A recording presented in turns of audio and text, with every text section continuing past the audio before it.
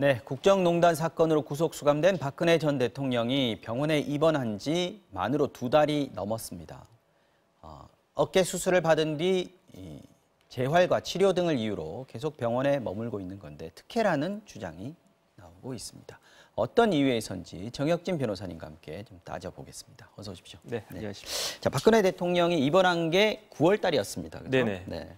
그 9월 16일 날 입원을 해서 그때 수술을 받았는데요. 네. 그 의학 용어지만 정확하게 말씀을 드리면 회전근 인대가 파열됐고 동결견 증상이 있다 해가지고 그 수술을 갖다가 받은 거거든요. 동결견이라는 게 50견 얘기하는 거죠? 예, 이제 50세가 되면 50견 생기지 않습니까? 네, 네. 그런데 이제 이게 그냥 입원이 된 게 아니고요. 네. 9월 11일 날 그 입원 결정이 났고 그런데 문제는 뭐냐면은 4월하고 9월 달에 네. 유영하 변호사를 비롯한 박근혜 전 대통령의 변호인들이 형 집행 정지를 신청을 갖다가 했어요. 그래서 2번 한 거죠, 그죠? 그런데 이제 2번 다 검찰에서 기각을 갖다가 시켰는데, 그러니까 두 번째, 그러니까 9월 달에 있었던 형 집행 정지 신청이 기각되자마자 이번에는 이제 내가 외부에서 외부 의료 시설에서 진료를 받아야 되겠다, 수술을 받아야 되겠다 했는데 그 부분이 인정이 돼서 9월 16일부터 그 강남 성모병원, 서울 성모병원에서 지금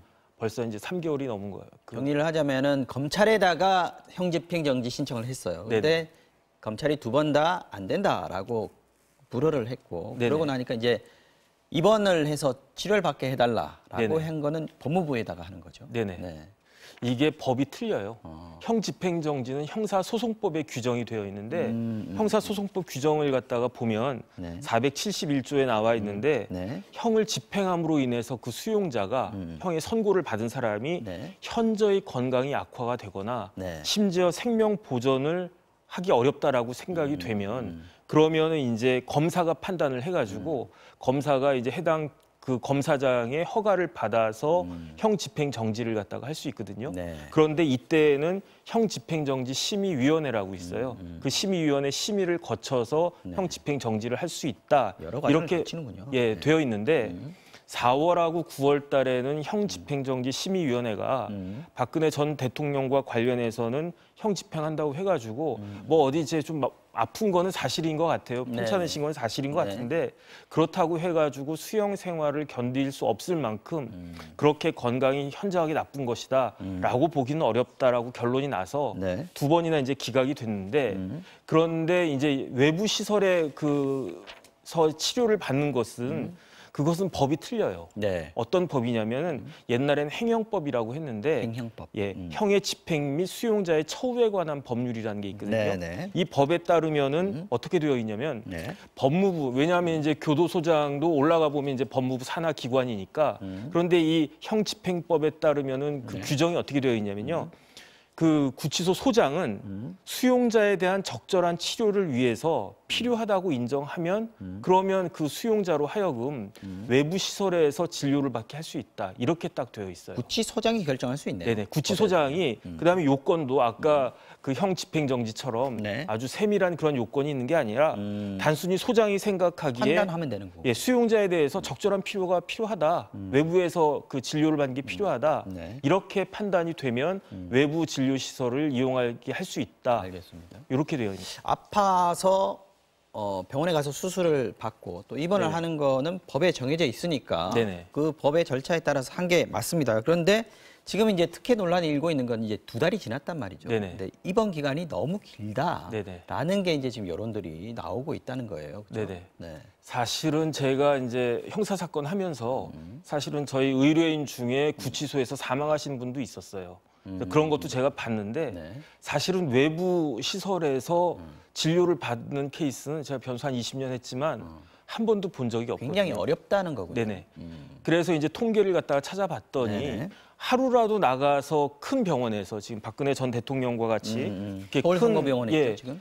큰 병원에서 하루 이상 입원했던 사람이 한 30명 정도밖에 안 되고 열흘 이상을 넘겼던 사람은 10명도 안 된 9명. 그다음에 이렇게 박근혜 전 대통령처럼 한 달 이상을 넘긴 사람은 유일하다. 한 달 이상은 유일하다. 유일하다. 그렇게 이제 통계가 나오는 것 같습니다. 어쨌든 저는 사실 한 명도 본 적은 없어요. 그렇군요. 네네. 그러면은 지금 어떤 박근혜 전 대통령하고 거의 비슷한 증상을 갖고 있는 사람이 네네. 만약에 내가 병원에 가서 한 2달 정도 치료를 받고 싶다라고 하면 허락이 나올 가능성이 있다고 보십니까? 그건 소장 마음이기 때문에. 네. 그런데 이제 제가 그 밑에 있는 하위 규정들도 찾아봤는데 소장이 이제 의무관이 있거든요. 네. 의사나 이제 그런 분들이겠죠. 의무관의 의견을 갖다가 들어서 소장이 결정하면 되는 겁니다.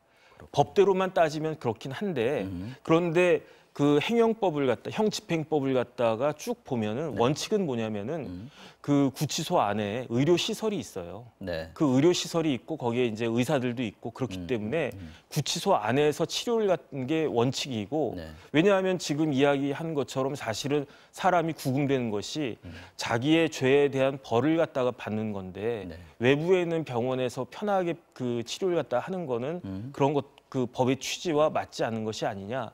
또 한 가지가 뭐냐면은 형 집행정지라고 하는 것은 말 그대로 형을 갖다가 집행을 정지하는 겁니다. 그러니까 제가 징역 1년을 받았는데 한 6개월쯤에 이제 형 집행정지를 받으면 나머지 6개월이 남아 있는 거거든요.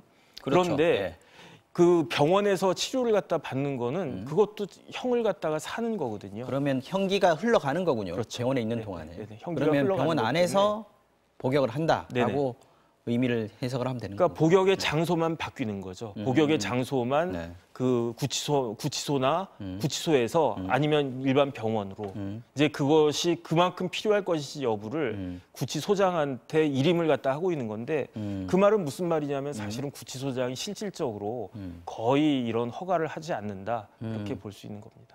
지금 입원실이 VIP 병실이라고 합니다. 그죠? 처벌을 받고 있다. 아까 말씀하신 대로 지금 어쨌든 복역을 하고 징역형을 내리는 것은 이 사람이 잘못했기 때문에 벌을 받아라라는 법원의 선고지 않습니까? 그런데 병원에서 지금 계속 있는 상황이면은 처벌을 받고 있다라고 생각할 수 있는 부분이 좀 적을 것 같습니다. 어쨌든. 그래서 이제 뭐 기사에도 났는데 그 성모병원이 최신식 병원이에요. 우리나라에 몇 개 안 되는 최신식 병원인데 거기에서 이제 특실 중에서도 VIP실에 처음에 이제 박근혜 전 대통령이 그 치료를 갖다가 받고 입원을 했는데 하루 병실 비용이 하루에 327만 원이라고 그랬었어요. 327만 원이면은 우리나라에서 제일 좋은 호텔의 제일 좋은 방값이라고 할 수 있거든요. 그러면은 그게 이제 3개월이 되면 몇 억이 된단 말이죠. 근데 이제 지금은 방을 갖다가 조금 작은 데로 옮겼는데 그 방도 하루에 160만 원. 아이고. 그러면 한 달이면은 5천만 원 돈이 되는 거죠. 돈은 누가 냅니까?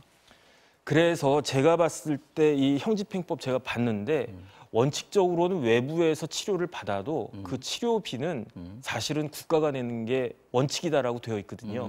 근데 기사를 갖다가 보니까 이 비용은 하루에 진짜로 한 달에 5천만 원씩 된다라고 제가 판단이 되는데 이 비용은 그 자비로 내겠다. 그렇게 그 지금 나오고 있고 예외적으로 자비로 낼 수 있는 경우가 있는데 그 예외적으로 자비로 내는 경우가 어떤 경우냐면 이제 그 구치소 내에서 교도소 내에서 사람이 자해를 한다든지 아니면 중대한 과실이 있어서 부상을 당했을 때에는 그것까지 나라가 그 치료를 해주는 건 맞지 않다. 그래서 그 부분은 자비로 하라고 그렇게 되어 있는데 박근혜 전 대통령 케이스는 이런 케이스가 아님에도 불구하고 좋은 병원에서 묵되 대신에 이 비용까지 국가가 한 달에 5천만 원씩 내는 거는 말이 안 되지 않느냐. 그래서 이건 자비로 부담하라. 어쨌든 법적으로 좀 맞지 않는 부분들이 여러 가지가 있는 것 같습니다. 일반 병실이면 뭐 국가가 부담할 수도 있겠습니다만 지금 이렇게 말하자면 호화로운 병실 아니겠습니까? 그렇다면 본인이 부담하는 게 맞는 것 같긴 한데 어쨌든 이렇게 자기 돈으로라도 이렇게 긴 시간 동안에 머무를 수 있다는 것 자체가 다른 수감자들로서는 좀 부러울 것 같습니다. 그렇기도 하고 그다음에 이제 박근혜 전 대통령의 혐의가 크게 세 가지인데 뭐 국정농단 사건, 그다음에 이제 확정이 됐지만 이제 선거법 관련된 사건, 그다음에 지금 이번 달 안에 이제 대법원 판결이 나올 것 같은데 국정원 특활비 남았죠. 특활비 사건 이렇게 세 가지가 남아 있는데 이 형량을 갖다 다 따지면은 사실은 징역 기간이 굉장히 길고요. 금전적으로도 그 부담해야 될 벌금 액수가 상당히 크기 때문에 사실 박근혜 전 대통령 입장에서는 병원비 5천만 원, 1억 이렇게 돼도 굳이 아낄 필요는 없지 않나 그런 생각이 듭니다. 뭐 일각에서 모금을 한다는 얘기도 있긴 하던데 뭐 이게 실행이 됐는지는 모르겠습니다만 어쨌든 박근혜 대통령을 또 따르는 분들도 많이 있으니까요. 네네. 그분들한테 돈을 거둘 수도 있겠다라는 생각은 듭니다. 지금 법무부 또 아까 구치소장이 결정한다고 하지 않았습니까? 맞습니다. 네. 다시 재수감은 언제 된다 이런 얘기는 없습니까? 그런 규정은 전혀 없고요. 그냥 구치소장이 이제 들어와라 하면은 들어올 것 같고 네. 그런데 이제 밖에 나가 있는 그 사람을 함부로 또 들어오기는 어려울 테니까 아마 담당 주치의의 의견이 결정적인 역할을 미치지 않을까 싶습니다. 그래서 담당 주치의가 이 정도면은 수술 다 끝났고 수술이 이미 끝났고요. 네. 치료도 이제 웬만큼 끝나서 그 수용 생활을 감당할 수 있겠다 이렇게 판단을 갖다가 하면 그러면 이제 다시 구치소로 돌아갈 수 있을 것 같은데 구치소장이 병원에다가 담당 주치의에다가 네. 그런 부분들을 문의를 갖다가 하겠죠. 자, 이 결정 지금 현재 진행되고 있는 상황에 대해서 검찰에서는 사실 형집행정지를 허락하지 않았으니까 네네. 본인들하고는 판단이 다른 거 아니겠습니까? 네네. 좀 불만이 좀 있는 것 같던데요. 네네. 어떤 반응이 나오고 있나요? 일단은 검찰에서는 사실은 이게 편법으로 박근혜 전 대통령이 형 집행정지와 동일한 효과를 누리고 있는 것이 아니냐. 일단 그런 생각을 할 수밖에 없을 것 같아요. 그런데 한편 요즘 또 여러 가지 이야기가 나오지 않습니까? 네. 다시 한번 형 집행정지의 사유에 뭐가 들어있냐면 기타 중대한 사유가 또 들어있어요. 기타 중대한 사유. 네, 그러니까 지금 이제 유영하 변호사나 박근혜 전 대통령의 변호인 측에서는 네. 건강 상태가 굉장히 안 좋다라고만 이야기를 하는데 그다음에 또 사유 요건 중에 뭐 70세 이상도 들어있지만 네. 아직 박근혜 전 대통령이 70세까지는 안 되셨고 그렇기 때문에 건다라고 하면은 기타 중대한 사유가 있는데 이게 여러 가지 뭐 정치적 고려나 이런 걸 통해 가지고 형 집행정지를 할 수도 있는 거 아니야 이런 이야기가 지금 나오고 있지 않습니까? 그런 부분들을 어떻게 보면 좀 눈치를 보고 있는 점도 없지 않는가 하는 생각이 개인적으로는 좀 듭니다. 나머지 확정 판결을 받았지만 지금 아까 말씀하신 대로 국정원 네네. 특활비는 확정 판결이 지금 안 나 있는 상황인데요. 네네. 지금 연말에 특사 얘기가 나오고 나서 네네. 박근혜 대통령에 대한 특사도 혹시 되는 거 아니냐? 법적으로는 가능합니까? 형이 확정이 안 됐기 때문에 그래서 지난번에 국정농단 사건이 이제 그게 뇌물죄를 같이 판결을 했다. 이건 법적으로 잘못된 것이다. 네. 라고 해가지고 파기환송이 돼서 지금 2심에서 서울고등법원에서 진행이 되고 있기 때문에 이것 때문에라도 사실은 그 사면은 어려울 것 같습니다. 알겠습니다. 지금까지 정혁진 변호사와 함께 말씀 나눠봤습니다. 고맙습니다. 네.